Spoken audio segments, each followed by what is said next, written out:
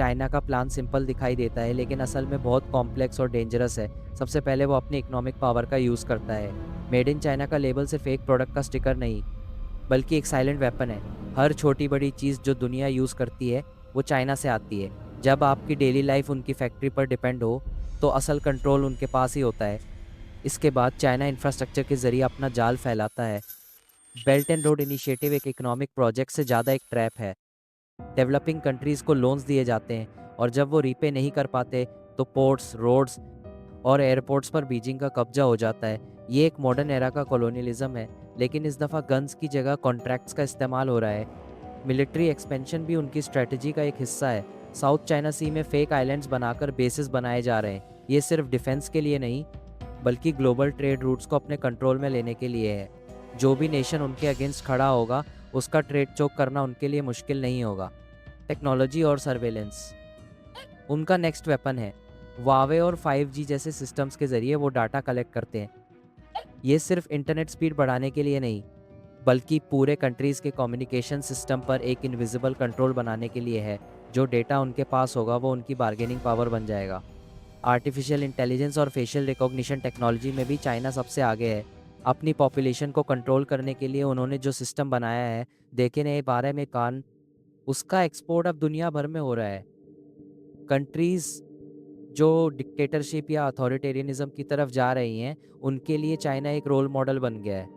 एक और silent step है रिसोर्स ग्रैबिंग।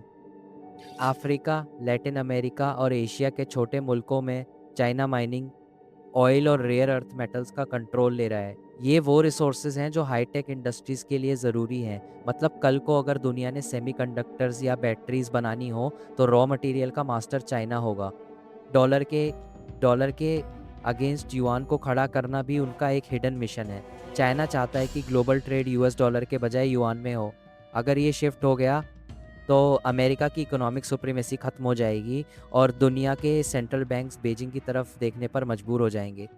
मीडिया और कल्चर भी उनके प्लान का हिस्सा है। चाइना हॉलीवुड पर रिस्ट्रिक्शंस लगाता है और अपनी मूवीज़, ड्रामास और ऐप्स को पुश करता है। टिकटॉक जैसे प्लेटफॉर्म्स उनका साइकोलॉजिकल वेपन है, जहां वो दुनिया की यूथ की सोच को स्लोली शेप कर रहे हैं। आपको लगता है ये सिर्फ एंटरटेनमेंट है, लेकिन असल में ये एक नैरेटिव कंट्रोल है।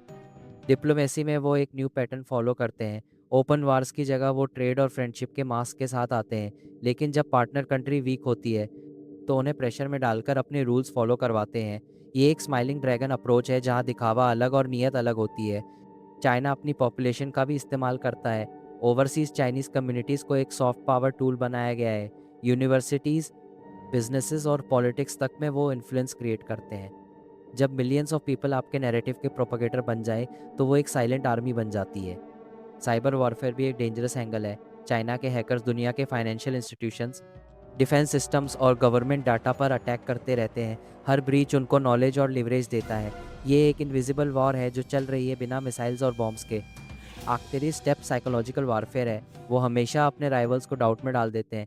कभी वो पीस की बात करते हैं, कभी एग्रेसिव स्टेप्स लेते हैं। ये कन्फ्यूजन राइवल्स को डिवाइड करता है, और इसी स्ट्रेटजी से वो आगे बढ़कर वर्ल्ड ऑर्डर को अपने डिज़ाइन के मुताबिक शेप देना चाहते हैं।